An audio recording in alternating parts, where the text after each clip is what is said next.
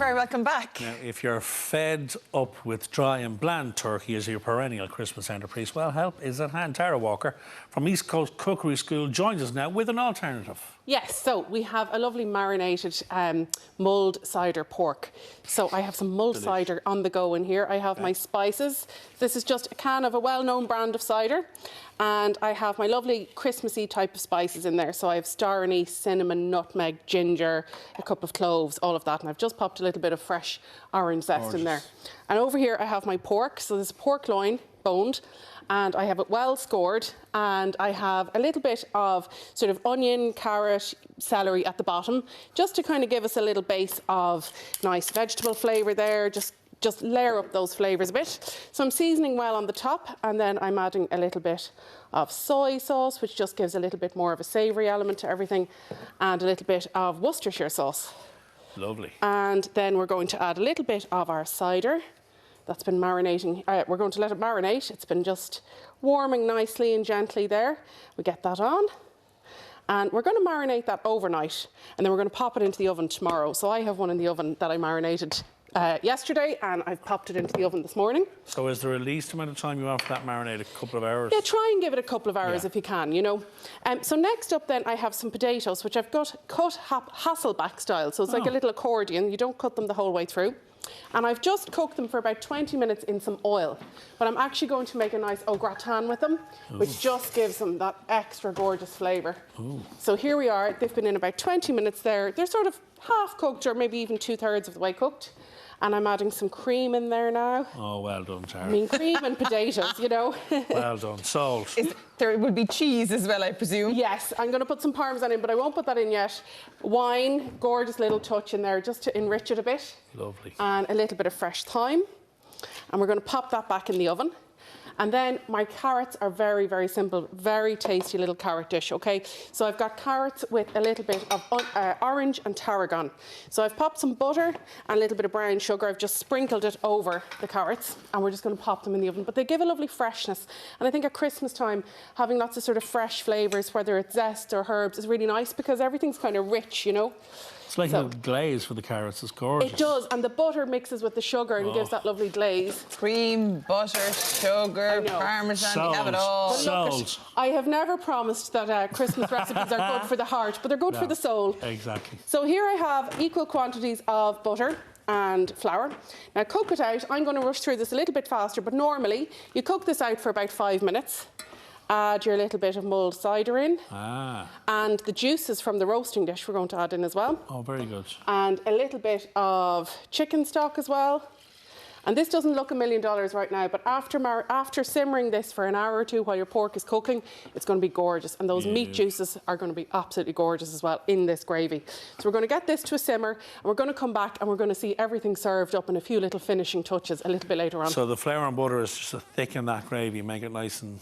Exactly, a nice roux there. And like often I would start with gravies with, you know, cooking out the onions for a while. But actually for this one, because we've such great flavours coming from the pork juices in a few minutes, we don't even need to do that. I can't wait to taste it. Thank you, Tara. You're welcome.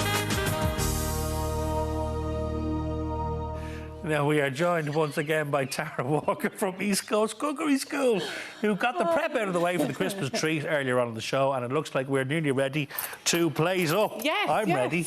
He surely is. Right. So we have a few little finishing touches to do now. Okay. So here is my pork out of the oven. So if you remember, we marinated it earlier. That's right. And then I had one I made earlier. This was actually one whole piece. So you probably would do a whole piece if you have, maybe 4, 6, 7, 8 people.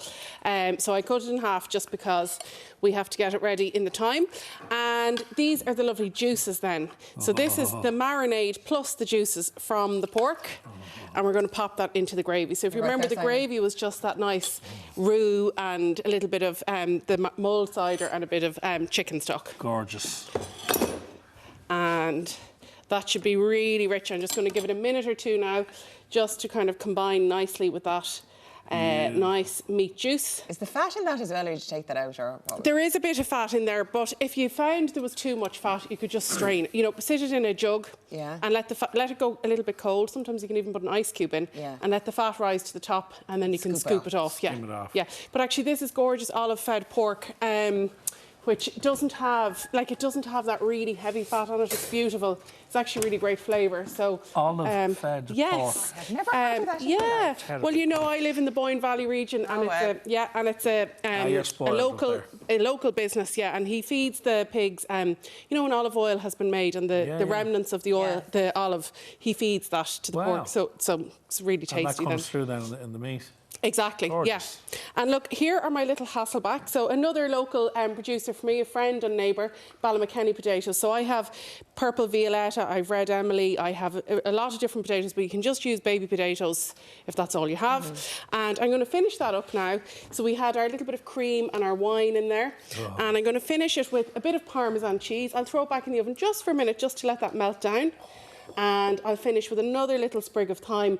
Now, don't use the thyme freshly if it's not super fresh. I picked it from the garden last night, so mine is fresh, but just because thyme can be very woody. So you wouldn't give that a minute or so in the oven? Exactly, only just a quick little flash in there. Keeps taking out this lovely food and then taking it away from you. I keep picking up my knife. It will be there soon, Simon. Have patience. But I want it now. Now, the carrots. And my carrots. So do you remember we had a little bit of butter and brown sugar in here? Then I squeezed some orange over. And I'm finishing that up just with a little bit of tarragon. So just going back to that, it's lovely to have a bit of fresh herbs and zests and things like that, citrus at your Christmas meals, so that it just kind of lightens them down a little bit. Gorgeous. So nice bit of tarragon there. I mean, even if this wasn't an alternative Christmas dinner, it's a great Sunday roast. Oh yes, absolutely. Yeah. It really is. It's lovely. And it's actually a lovely... I do a little stuffing with apricot and cranberry with it as well. We just didn't have time for that today, but yeah, that's really nice with it as well. And it kind of gives a little freshness. So let's carve up. You know, Anne, our floor manager, loves apricot and cranberry stuff. And she loves pork. An incredible chef. She even loves tripe. I've never seen anyone make toast like her. Amazing. It's incredible. I feel very sorry for Anne, who's been slagged all morning about her sausage and chips Christmas dinner. Yeah. We're not joking. She's actually having sausage and chips for her Christmas dinner. Sausage and chips for Christmas dinner. Never going to talk to us again, is she? No. Let's have a look at this. OK, so look at that. Gorgeous and juicy. Nice. Nice and moist. Really crispy, crackling on the top. It's really lovely. So let me get serving up before Simon goes crazy. Before I fade away. Yeah. I haven't eaten since... It's a good 20 minutes since I've eaten. Really? Yeah. I'm Since fading away here. breakfast. And what about cooking Christmas dinner now? Will you be on duty? Do you know what? For all my joking about not cooking, I do help a Christmas dinner. I do. Yeah, you say... Now, I have experts nearby who tell me when you say you cook the Christmas dinner, you peel the sprouts. And the carrots. And you peel the carrots. And I mash them. I don't mash the sprouts now, I mash the carrots. My word, you mash them, do you? I mash them. Yeah. I put on the potatoes. Well done. I help make the stuffing under supervision. Right. And I wouldn't be good at roasting things now. Okay. Because I burnt boiled eggs, as you know. Oh, yes, I do. So, yeah, I would do that. But, yeah, the Brussels sprouts wars are a real thing in our house every single year, because if there's loads of people in our house every year, loads. There's so at there's least hundreds 10. of Brussels sprouts? There's hundreds. And if you're shelling, like, it takes ages. It does, yeah, but you should enjoy the process. No, I don't, because I'm cross, because it's always late on Christmas Eve, and my brother John's supposed to do it, and he never does, and I always get stuck with it. And this is wars. If you name the sprouts, have a little chat to them, would you? Simon? Yeah. Would you feed him? I think he's hypoglycemic. He's hallucinating now. And I'll make one up for you now, Elaine. Have you ever tried Hasselback potatoes? I never even heard of Hasselback potatoes before today. Well, I'll jump in and let you know how they are. And look, the gratin, when you could gratin anything, and it's going to just be gorgeous. Why not a different cheese? Just a bit more flavour to it. Why really. not Yeah, Parmesan? and with the white wine, it just works really nicely, because the white wine gives quite a strong flavour as well. So remind us, what did you... you marinated the pork. What did you marinate that in again? Because I'm going to cook one day, Simon. Are you? I will, I promise, yeah. So today I'm off. I marinated it in mulled cider. Mulled Actually, cider. you know, let's get that Friday feeling going. Yes. We have a little glass of mulled cider for you guys to have as well. You like mulled wine, mulled cider and all that? I have been known to be partial to it. Have you really? A bit of cider. It's especially the cider that may be or may not be made in Clonmel, I Tipperary. wouldn't be a huge fan of it now. Really? No. Why not?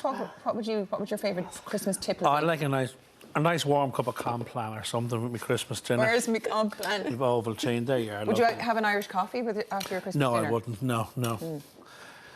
Now, here's mud in your eye. Cheers. Happy Christmas to one and all. I think all the alcohol is after burning off that, to be quite honest. You're supposed to do that. And there's your Christmas dinner. Your thank you so much. Pass it up to me here. We're going to sit here for another 20 minutes eating. Thank you, Tara. Thank you so Pleasure much. as always. You're welcome, guys. Enjoy. And it's an easier little Christmas dinner. So maybe for smaller groups or if someone was cooking just for 2 people, it's a nice little alternative. And do you want to taste of this here? Yeah, you. Thank you, Tara. You're welcome. Enjoy. Oh, Lord. All right, you can get full recipe details. Who's reading that? You can do this. I'll do it. Doesn't matter. Yeah. You can get full recipe details up on our website as usual.